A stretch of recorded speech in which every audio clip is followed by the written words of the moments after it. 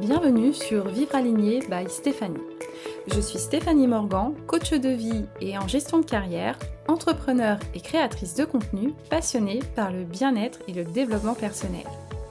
Depuis plus de 15 ans, j'accompagne des salariés et des entrepreneurs à travers mes outils et mes découvertes autour de la santé mentale, de l'équilibre entre vie professionnelle et personnelle et des bienfaits d'un alignement entre valeurs et savoir-être. Vivre Aligné by Stéphanie, c'est une approche globale du bien-être, à la fois physique et mental.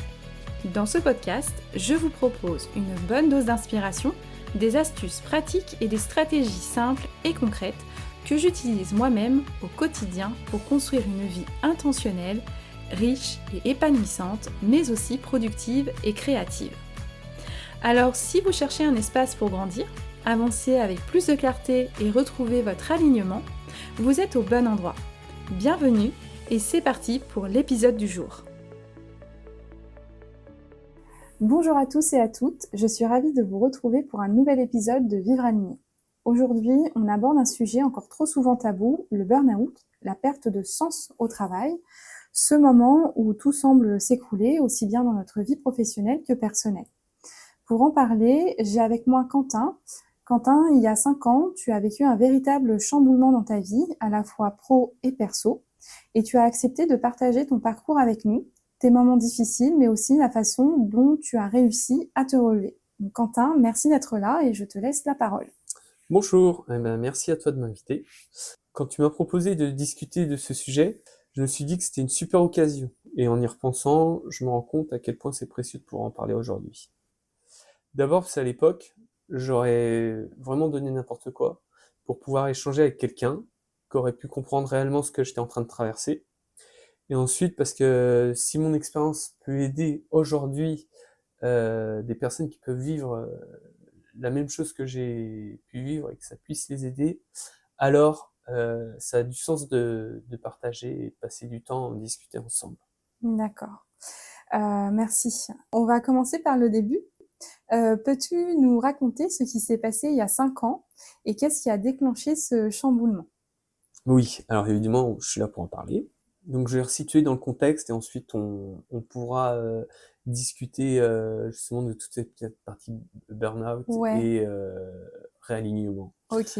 Alors, ça a commencé en 2015, j'ai été embauché par une petite PME en tant que graphiste. Par la suite, je suis devenu directeur artistique. D'accord. Voilà, donc Au bout de combien de temps tu es devenu directeur artistique, que les auditeurs au sachent un bout peu? de 3 ans, je suis resté 6 ans dans cette entreprise. Ok, L'entreprise m'a embauché et voulait, en m'embauchant, prendre un vrai tournant. Elle avait une image un peu vieille.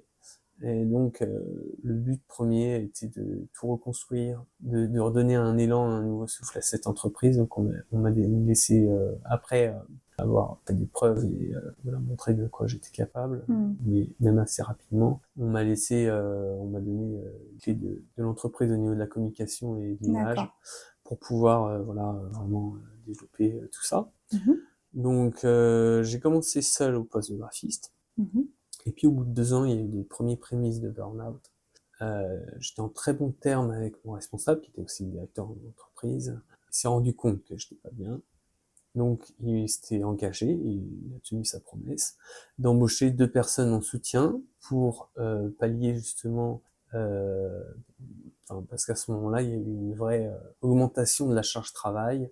L'entreprise a connu un bel essor sur les premières années où j'étais là. Donc voilà, il y a eu besoin d'employer 2 personnes, donc il s'est tenu à ça, d'embaucher 2 personnes en 2 ans, voilà. Ok. Donc ça a beaucoup comblé l'augmentation et Ça t'a la soulagé. croissance, voilà, et voilà, ça m'a soulagé. D'accord. Depuis la prise de poste, en fait, j'ai accumulé un mélange de fatigue chronique, de pression au travail, je me mettais une autopression personnelle aussi, de par mon caractère, et puis un certain sentiment de vide finalement qui s'est installé à partir de quelques années. Mhm.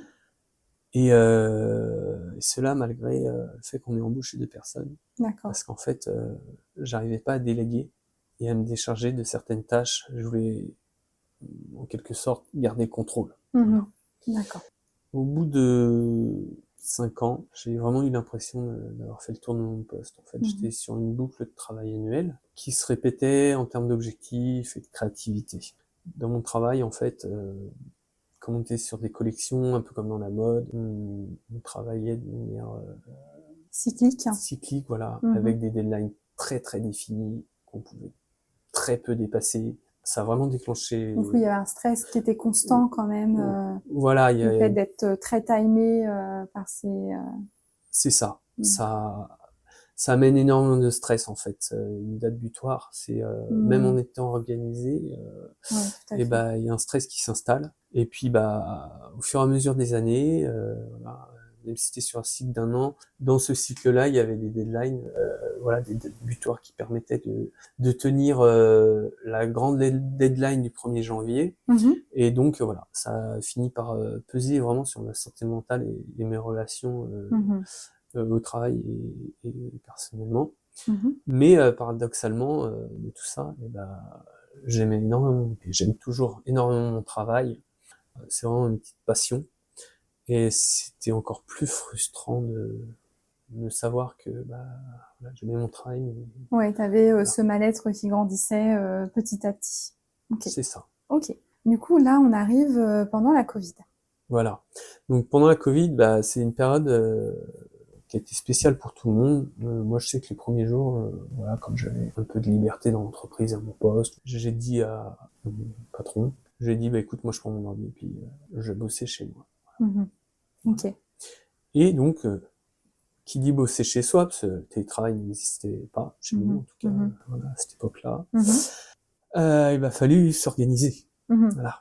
C'est un nouveau rythme. En plus du contexte qui était très spécial, fallu que je m'organise. J'ai réussi à bien m'organiser.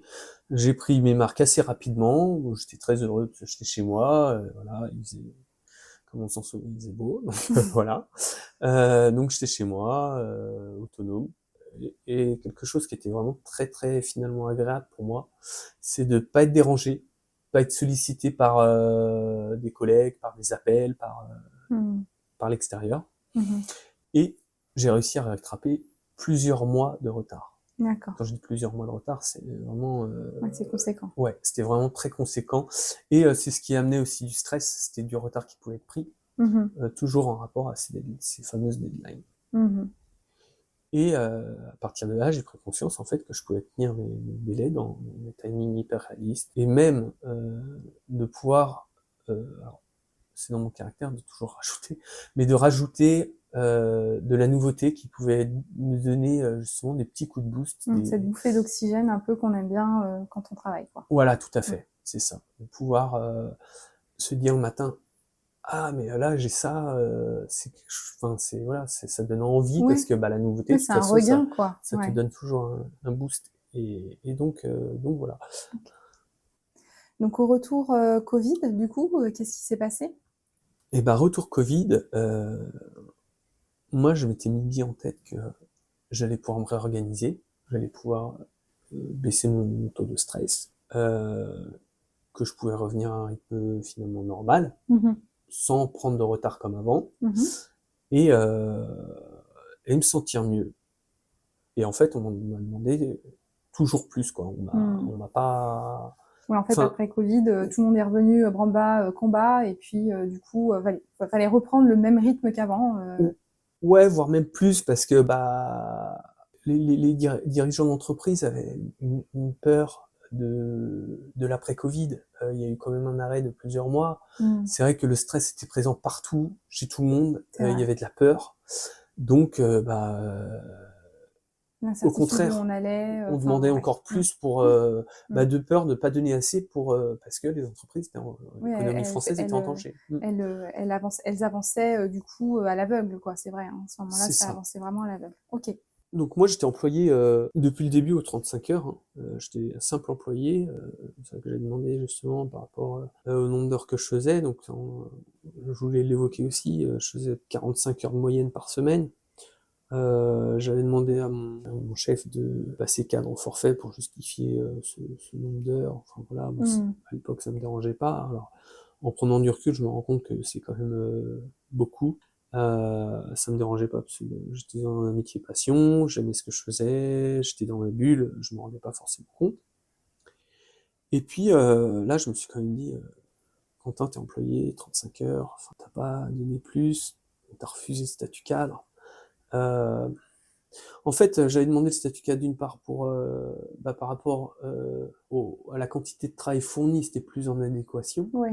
mais aussi le fait d'être, en fait, il y a eu une certaine frustration du fait d'être employé de bureau, d'avoir un poste sur le papier, enfin sur le, pas sur le papier, mais justement dans la serre travail, d'être responsable. Mhm. Et comme on connaît aujourd'hui, puis c'était il y a 5 ans, et ce sera encore dans 10 ans, les problèmes voilà, d'incertitude pour nous plus tard, Ouais, avec même pour les générations la plus tard. réforme des Voilà, retraites, tout ça, ouais, je comprends. tout ce qui est lié aux retraites, justement. Mm. Je me disais, mais Quentin, tu bosses énormément, tu fais une quarantaine d'heures, bon, voilà, je suis pas le seul à faire ça, hein, Oui, oui. mais je me dis, mais en contrepartie, alors certes, j'ai eu des belles augmentations, Mm. j'avais une rémunération qui était correcte, mais j'avais le sentiment d'être lésé, Mm. justement, de pas cotiser, de pas avoir le droit à cela, en fait. Ouais, ouais, ouais.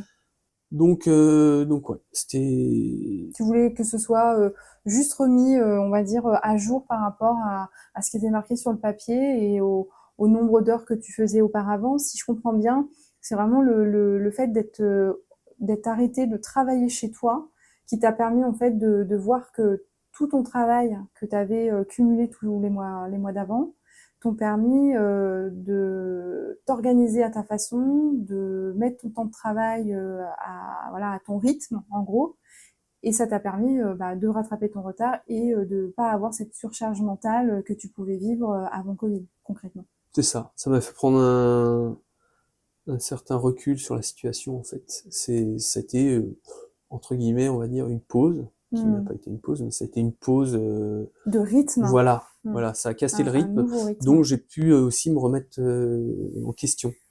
Donc je me suis dit que éventuellement je pouvais, enfin, je m'étais mis une bille en tête, comme je disais tout à l'heure, Ouais. que je pouvais être mentalement moins fatigué, plus productif, en travaillant moins, mais en étant mieux organisé, enfin Mm. voilà, sur Mm. une réorganisation globale en fait. Et c'est vrai que ça a été mal vu de la part, je pense, de la De ta direction, direction. de reprendre à zéro à cette période-là, qui n'était pas forcément une période très propice à ça, Ouais. de remettre en place un mode de travail et une organisation, organisationnelle différente. Ok. Ok. Donc du coup, en gros, ton directeur t'a un petit peu sauté dessus. Ouais, C'est ça. il m'a complètement sauté dessus parce que j'étais déjà pas super top.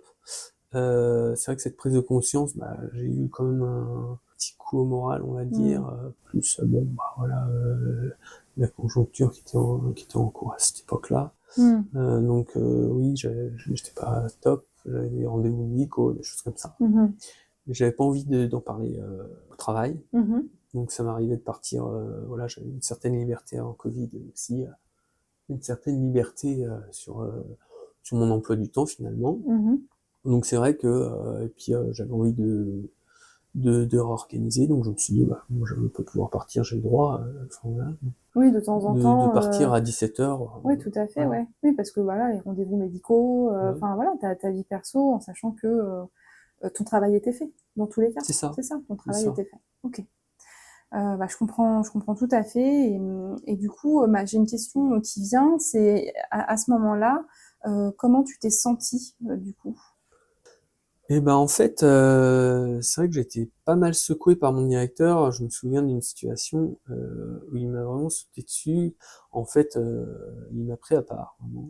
Et il m'a dit, mais qu'est-ce que tu fais à partir à 17h pétante? T'es pas au chrono, tu peux pas te permettre de partir à 17h, il y a du taf, enfin il y a du boulot, pardon.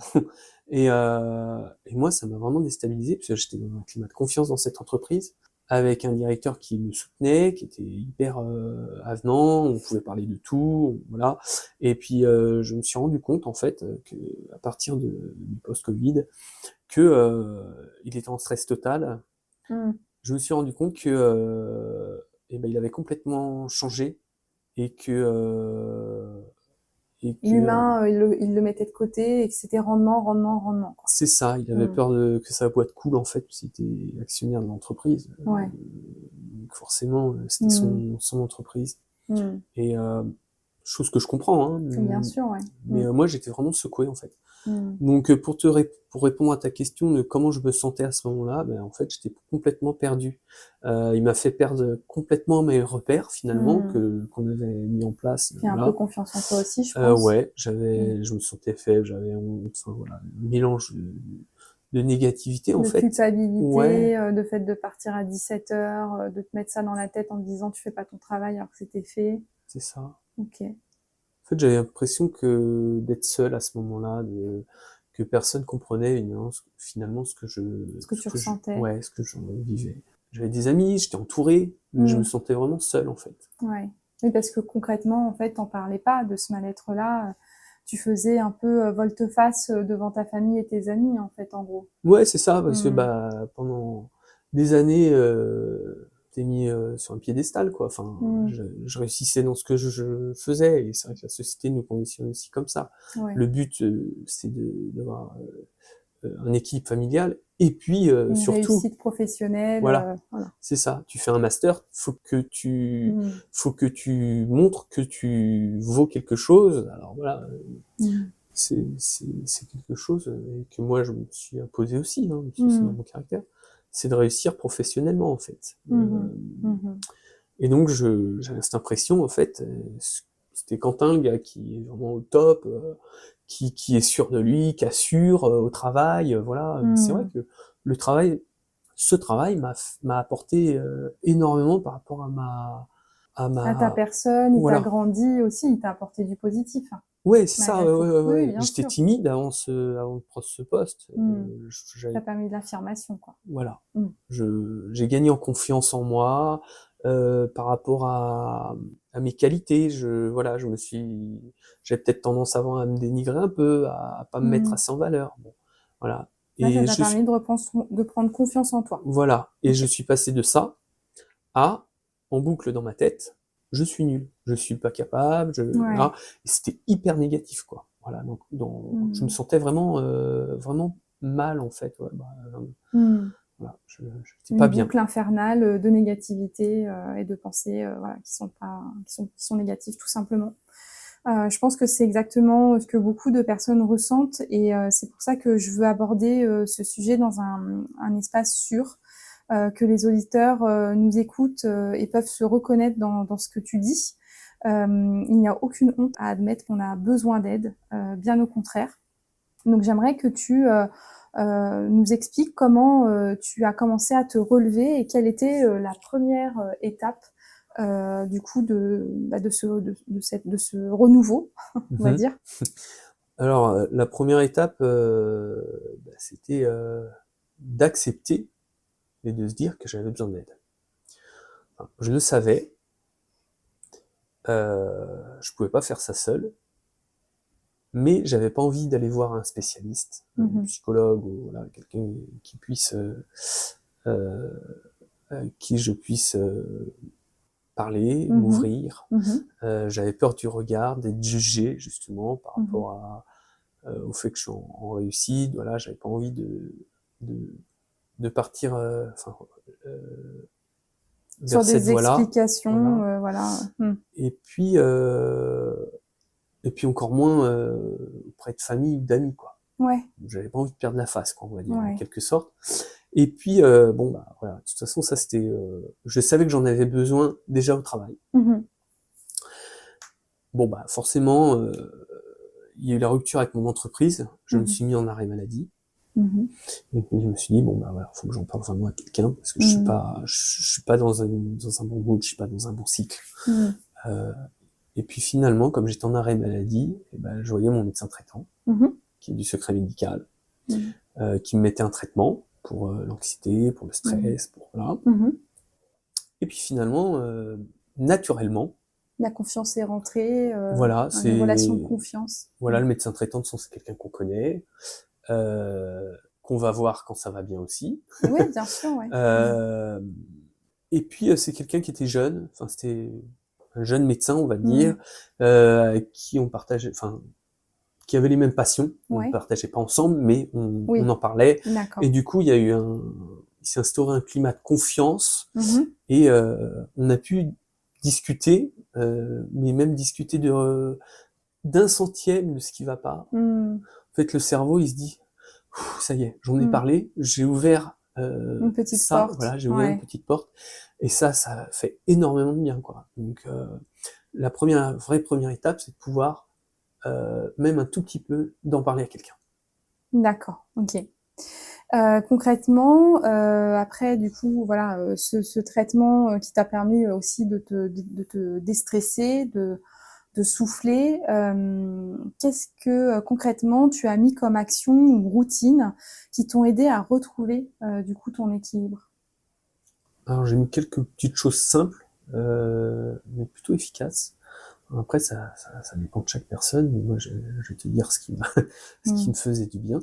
Donc forcément, j'ai repris le travail, hein, après. C'est de déconnecter, de réussir à déconnecter complètement du travail après. Après ta journée, du coup, Voilà. tu définissais, c'est-à-dire que tu définissais plus tes heures de travail, hein. Tu partais plus à des 23 heures, à des 20 heures, en fonction de l'accumulation de la journée. C'est ça. Mmh. Dans mon ancien travail, je partais, il m'est arrivé plusieurs fois, d'être seul au bureau, et de travailler jusqu'à 23 heures pour tenir ces sacrés deadlines. Et je me mettais aucune limite. J'avais mon téléphone, et comme on travaillait avec les pays étrangers, avec des décalages horaires, ça m'arrivait à 22 heures, justement, de recevoir des mails à 22, 23 heures, et de me dire que je réponds, parce que je suis tellement occupé de ma journée que si je le fais pas là, je vais oublier, ça va passer à la trappe, je vais mal faire mon travail. Okay. Donc ça m'arrivait justement de travailler à des heures pas possibles.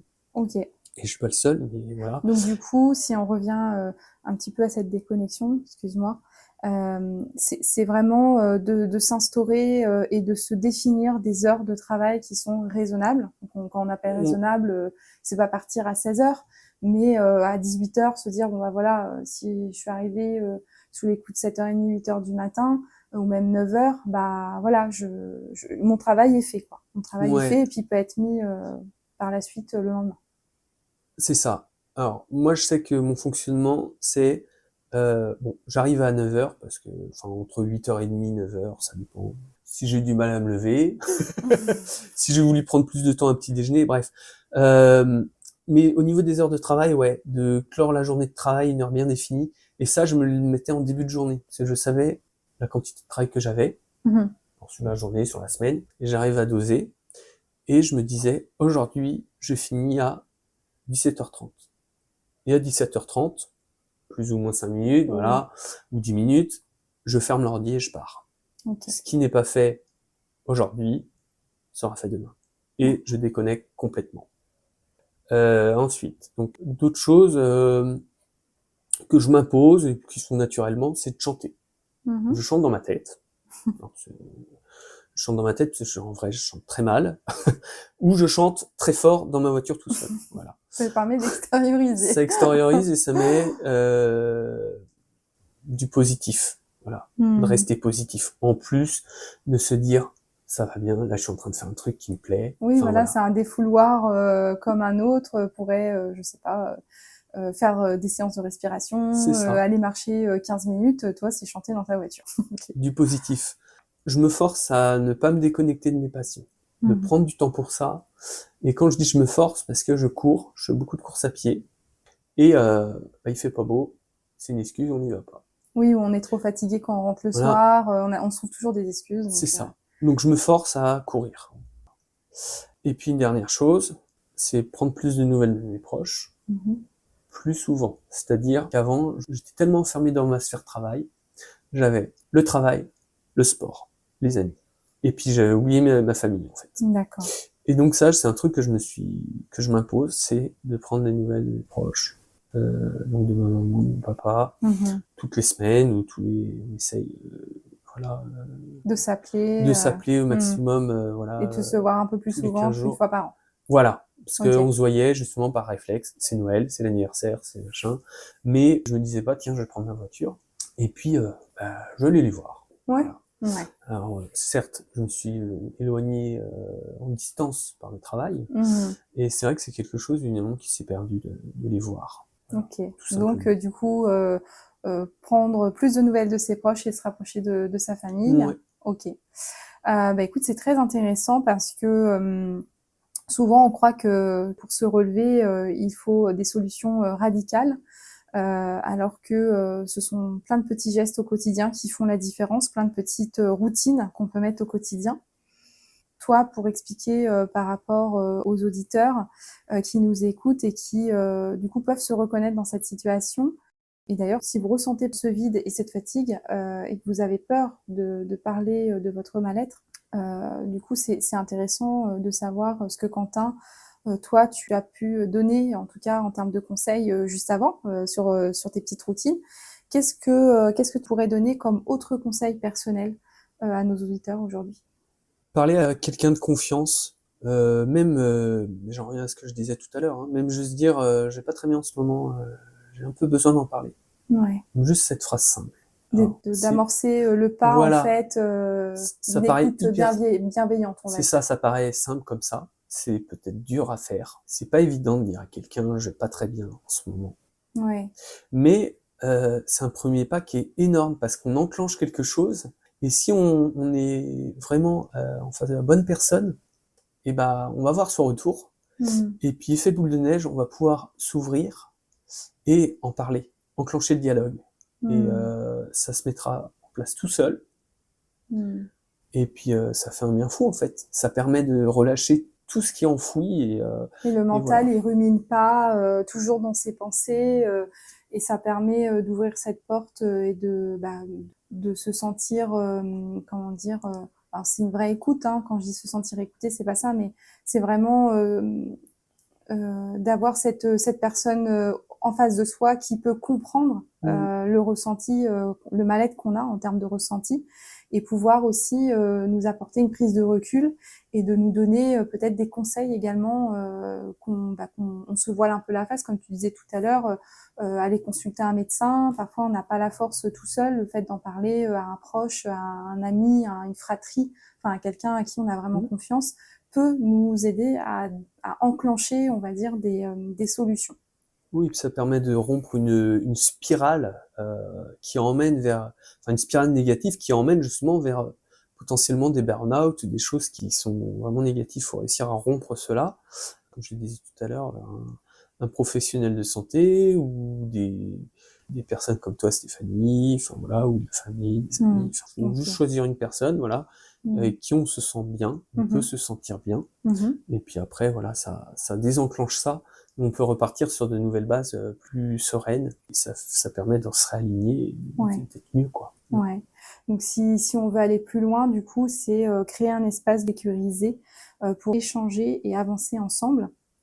C'est pour ça que j'organise, des accompagnements individuels pour aider, ceux qui, vivent la même chose et à mettre en place de nouvelles routines, réfléchir différemment et se préserver, de cette spirale, de dépression, liée au travail et liée à notre société. Je me permets juste d'ajouter, que j'aurais aimé te trouver à l'époque pour m'écouter, pour avoir des conseils, connaître des clés, pour savoir se protéger, pour prendre soin de soi et puis retrouver du sens à ce qu'on fait. Voilà. Moi, Mmh. ça m'a vraiment manqué. J'étais vraiment perdu. Alors, j'ai fait comme j'ai pu. On fait toujours comme on peut. Mais comme on connaît, heu, en amont les solutions, Ouais, voilà, c'est pour ça que je suis là aujourd'hui, c'est de pouvoir partager, ouais. pour les gens qui se sentent, justement mal, ou qui savent, parce qu'on le sait, on peut le savoir. Comme j'ai vécu, je savais que j'étais pas bien, mais je savais pas comment, désamorcer tout ça. Ouais, le fait de se faire accompagner, quel que soit, voilà, par un thérapeute ou un coach ou quelqu'un, voilà, qui peut, nous donner, des conseils et puis des routines, des clés, en fait, hein, concrètement, pour, désamorcer, ces situations, de mal-être. OK, bah, c'est super. Merci, de ton partage. Peux-tu partager une astuce, simple que tu aurais aimé connaître à l'époque, et que tu n'as pas fait et que tu as fait tardivement, tu me disais, mais que tu aurais aimé savoir, bien avant? Ouais, on en a parlé, c'est vrai. Et c'est vrai que j'aurais pu l'ajouter tout à l'heure dans les rituels, enfin des petites choses simples qui m'ont aidé à retrouver mon équilibre. C'est vrai que Ouais. ça se rejoint. C'est de créer un petit rituel du matin Mmh. qui permet de m'ancrer et puis de donner un bon élan positif pour la journée. Ouais. J'aime bien prendre 10 minutes pour une petite méditation avant de commencer une journée. Et après, également méditer, tout simplement dès que j'en ressens le besoin. Voilà, je suis pas très bien, j'ai un peu de temps, ou Mmh. même je prends le temps, Ouais. même au bureau. Et ben moi j'avais le réflexe de, on avait la chance d'avoir une petite salle de pause avec fauteuil et canapé, et du coup je me pose et puis j'ai des petits exercices de respiration où je mets mes écouteurs avec Ouais. la musique qui me détend.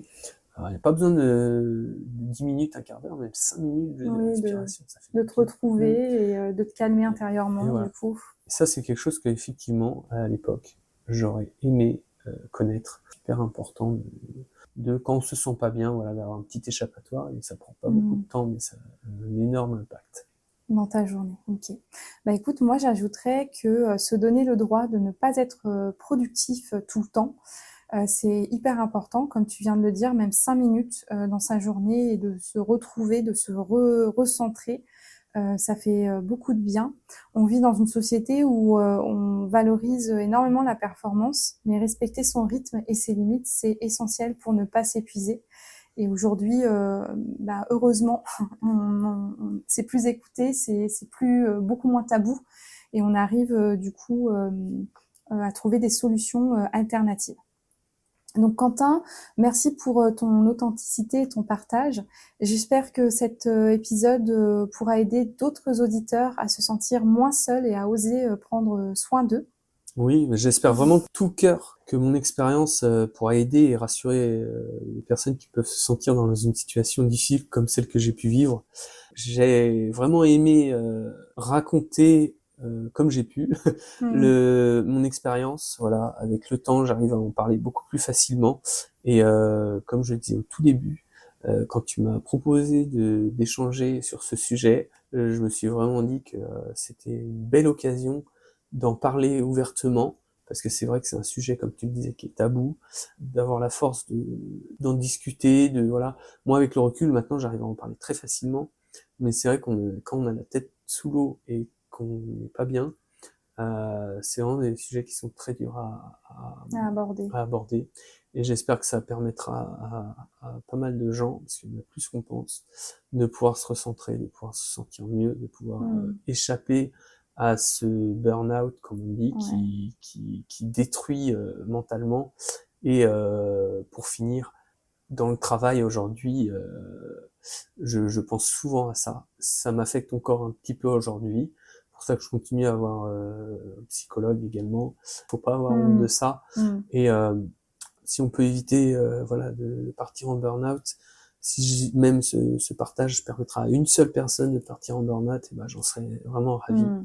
Donc voilà, Donc au final, se faire, accompagner, quel qu'il soit, c'est très important. Il faut pas rester enfermé, dans son mal-être. c'est ça. OK. Bah, écoutez, c'est la fin de cet épisode. Pour, ceux qui nous écoutent, n'attendez, pas d'être, au bord du burn-out, pour agir, comme disait Quentin.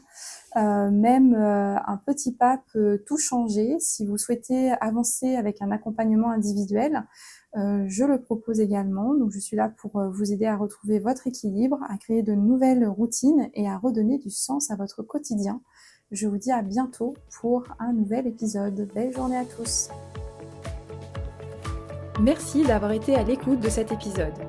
S'il vous a plu, je vous invite à vous abonner sur votre plateforme préférée pour ne rien manquer des prochains épisodes.